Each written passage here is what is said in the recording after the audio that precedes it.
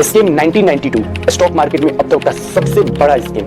हर्षद मेहता उस जिस शेयर को छू लेता था वो सोना बन जाता था। जब लोगों को ये पता चला जिसे वे स्टॉक मार्केट में अपना भगवान समझते हैं, उसने ही सबसे बड़ा घोटाला किया तो लोगों के पैरों के नीचे से जमीन खिसक गई। 1976 में हर्षद मेहता ने लाला लाजपत राय कॉलेज मुंबई से अपना बीकॉम फाइनल किया। स्टॉक मार्केट में हर्षद मेहता की एंट्री तब हुई जब उसने द न्यू इंडियन एस्योरेंस नामक कंपनी को ज्वाइन किया। कंपनी में काम करने के दौरान ही हर्षद का इंटरेस्ट स्टॉक मार्केट में बढ़ने लगा।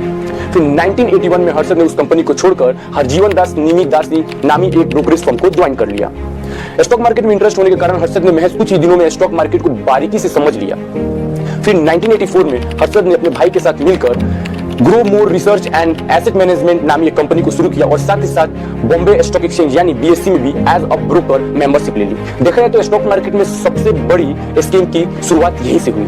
1984 से 1990 तक महज 6 सालों में हर्षद की कंपनी स्टॉक मार्केट की सबसे बड़ी कंपनियों में शामिल हो गई। देश के बड़े बड़े लोग हर्षद से मिलने के लिए तरसते थे। हर्षद जिस भी शेयर को छू लेता था वो आसमान छू जाता था। जैसे कि एसीसी कंपनी के शेयर्स को महज कुछ ही दिनों में हर्षद ने 200 से 9000 तक पहुंचा दिया था। लोग ये सोच के परेशान थे कैसे कोई इतना सही हो सकता है जो जिस भी शेयर को छुए वो आसमान छू जाता था। और आखिरकार 1992 को हर्षद के घोटाले का सच सामने आया। हुआ ये 21 अप्रैल 1992 को टाइम्स ऑफ इंडिया के एक पत्रकार सुचिता दलाल ने अपने कॉलम में हर्षद का पर्दाफाश कर दिया, जिसके बाद हर्षद और उनके भाई को 9 नवंबर को गिरफ्तार कर लिया गया।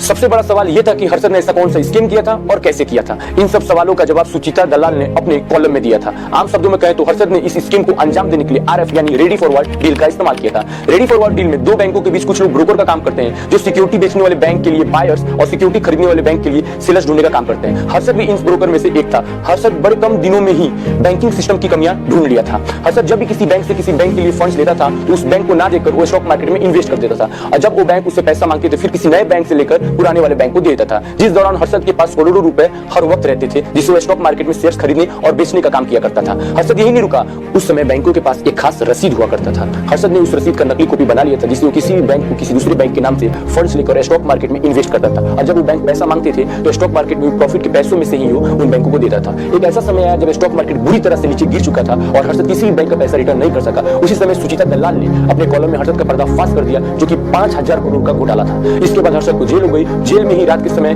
हर्षद की हार्ट अटैक के दौरान मौत हो गई। हर्षद मेहता को स्टॉक मार्केट में आज भी बिग बुल के नाम से जाना जाता है।